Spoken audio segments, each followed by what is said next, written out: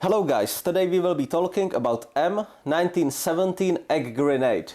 The original name is Mod.17 and I would not attempt to botch this German word. Anyway, this is German World War I design. This is very small, compact, offensive grenade.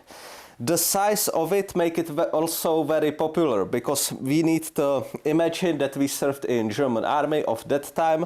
And basically for this defensive we had the huge 1 kilogram Kugel hand grenade and then some stick hand grenades, none of them being exactly compact, so this is the answer for that. The compact size make it feasible to be thrown at a distance of 40 meters by your average soldier, so this is massive improvement in the range. And also the total weight, it's only 318 grams. Explosive filling, it's 32 grams of gunpowder, aluminium and barium nitrate. So again, we don't need our modern detonators to ignite this one. The fuse, it's friction fuse. Those were actually interchangeable with the German Kugel, but this is its own design.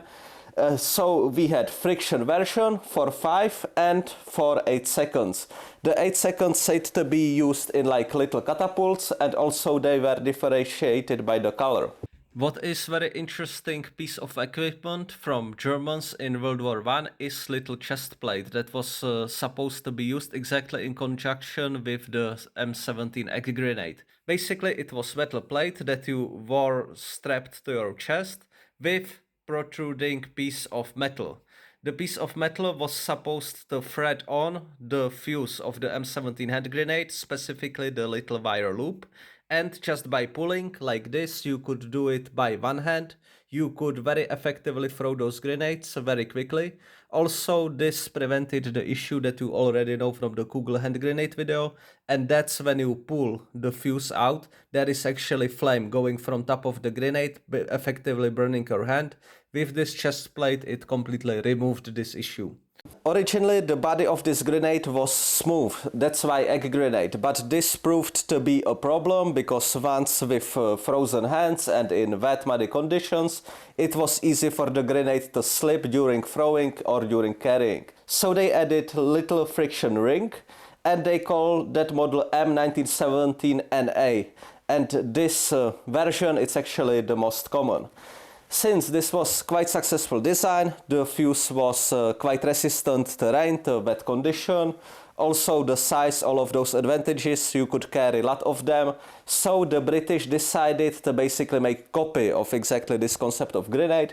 So the British number 34 Mark III grenade was created. Also, this is the direct pre-successor to the German World War II M39 egg grenade that we know from the World War II movies, let's say.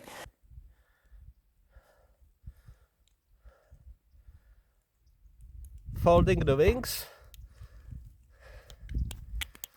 removing the safety, changing camera.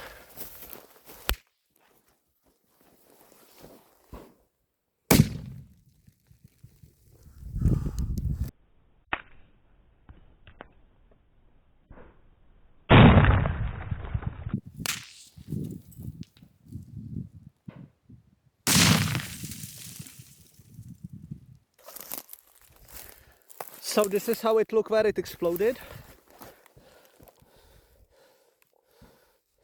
And now let's check the targets.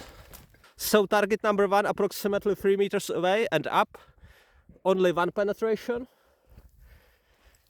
Second target 2 meters and up. We have 1, 2, 3. So actually quite good result as expected.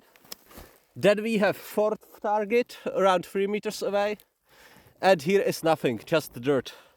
And in our Kevlar, so far no damage at all.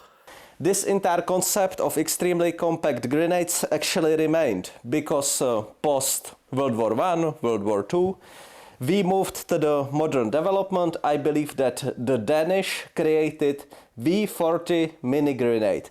And this is comically small grenade because the total weight it's only 136 grams, but the body was inside pre-fragmented with little square shape.